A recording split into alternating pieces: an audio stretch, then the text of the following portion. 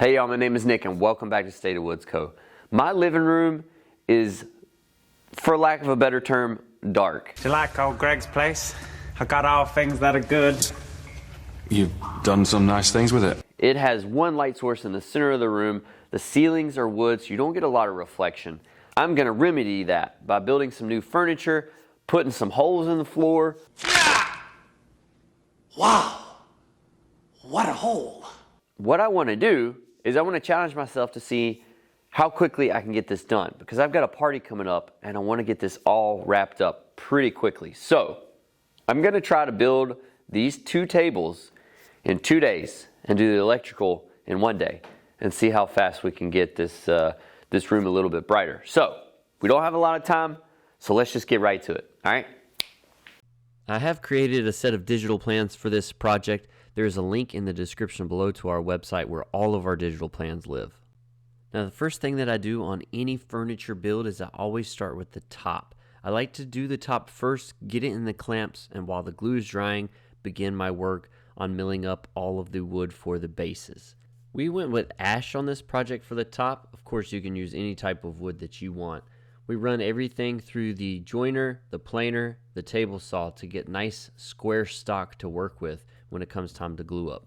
Now, I know I'm going to catch some flack for doing this, but again, I have a short amount of time that I want to get this table done, so I'm going to use the domino. It just allows me to line up everything perfectly, so there's a lot less work on the back end in terms of flattening and getting everything cleaned up from the glue up. All right, so just a couple hours into the project, the tabletops are in the clamps, gluing up, ready to go. It's time to start milling the lumber for the legs and the aprons. So let's get to it. Now the base of this table is going to be painted, so I went with 8/4 poplar, and I like to buy my lumber in as large of a piece as possible. It just makes it easier to transport. I'm not really saving much in terms of money on that, but I can visualize my parts coming out of that piece of wood a lot easier than if it was in a lot of little pieces. I use the miter saw to cut everything down to a more manageable size, but before I do anything else, I move over to the table saw. So before I even go to the joiner and planer, I'm going to go ahead and rip this down on the table saw to a more manageable size. Again, this will be for the actual leg piece. So every single cut here is oversized by at least an inch or two, just to allow for any snipe or problems that are occurring during the milling process. Now that I have all the leg parts roughed out to an approximate size, I can take it over and continue the milling process itself. So I flatten the face of 2 sides of the board on the joiner and then move to the planer to flatten the third. The table saw I will use to flatten the 4th side and have some nice square stock at the end. This table is going to have a mission or arts and crafts style feel to it, so I wanted to add some curves to the legs.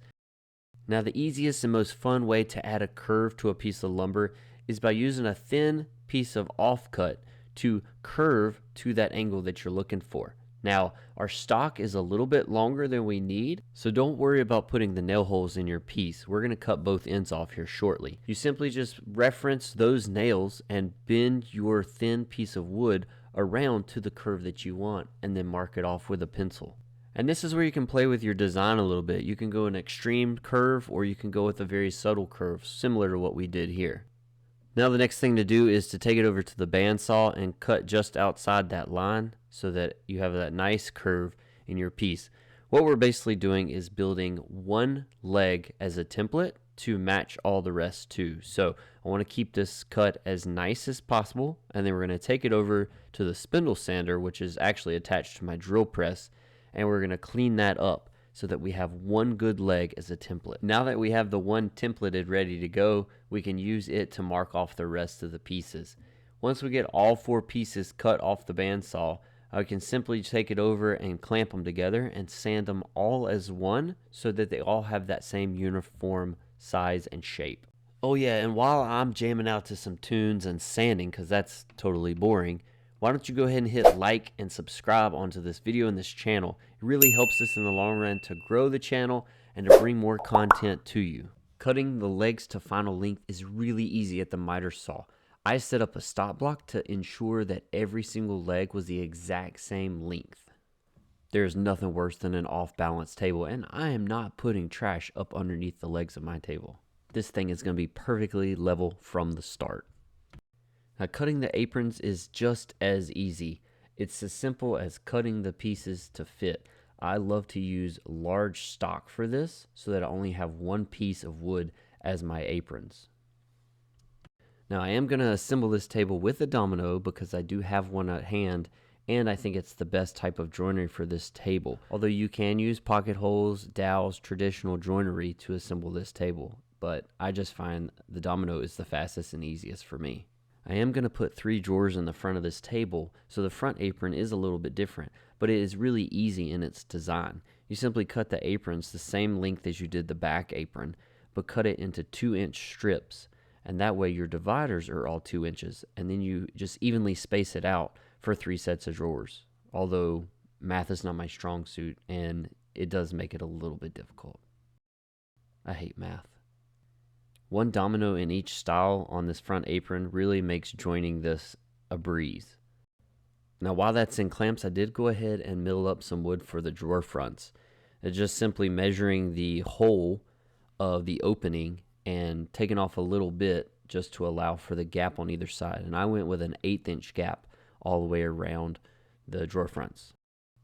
Well, now that we have everything else rolling, it's time to take the tops out of the clamps and go ahead and do some sanding on those. So I push it through the drum sander a couple times, take it over to the table saw and cut them to final width, and then use the track saw to cut them to final length. I'll do a little round over on all the corners and then do a lot of hand sanding, and these things will be ready for stain. And I repeat this same process for the front apron, but God, I see a lot of hand sanding in my future. All the pieces get a little bit of a round over, and then of course, now it's time to sand again. Gosh. Oh, hi, look at me. This is what I do best, sand. I feel like every project you build it for half the time and you sand for half the time. Ugh. Let's skip this part. Now that the piece is pretty much ready for assembly, it's time to go ahead and start doing the drawer boxes. Now, with the way the market is right now, it's really hard to get drawer slides in, so I decided to go with wooden drawer slides that I build myself. This is going to be a completely separate video because it is a little bit in depth. The digital plans for this video do include all the instructions that you need to build these drawer boxes and slides.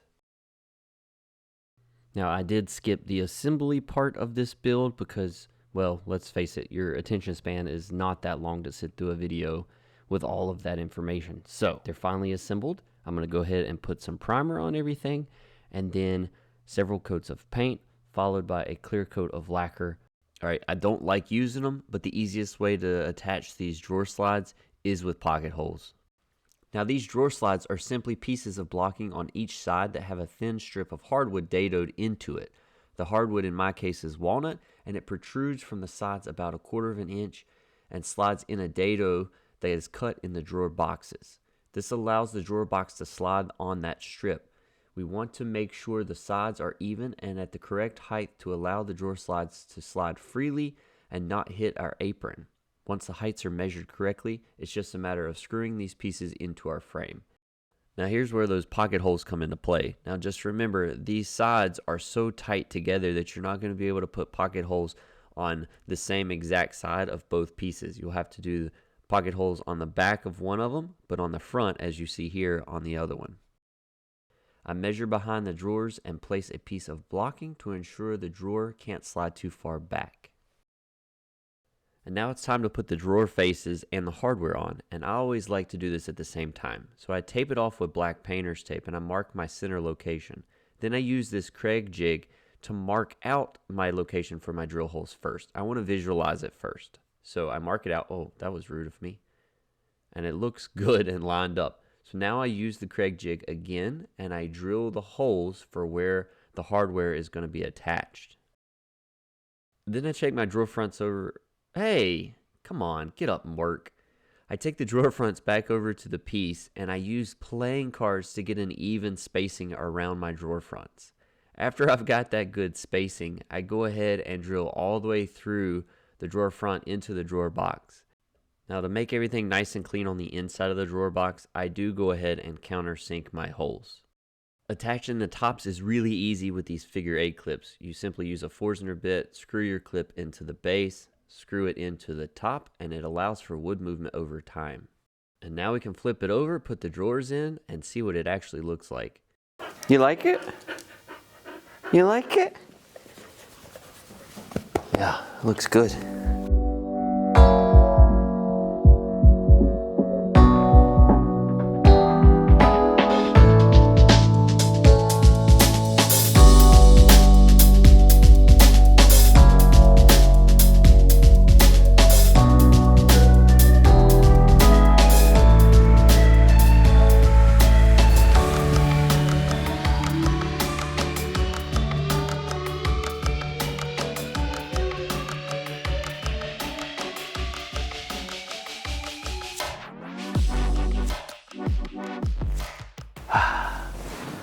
Wow, I really love how this project turned out. It added a lot of light to the room, and these pieces of furniture look really good in the space.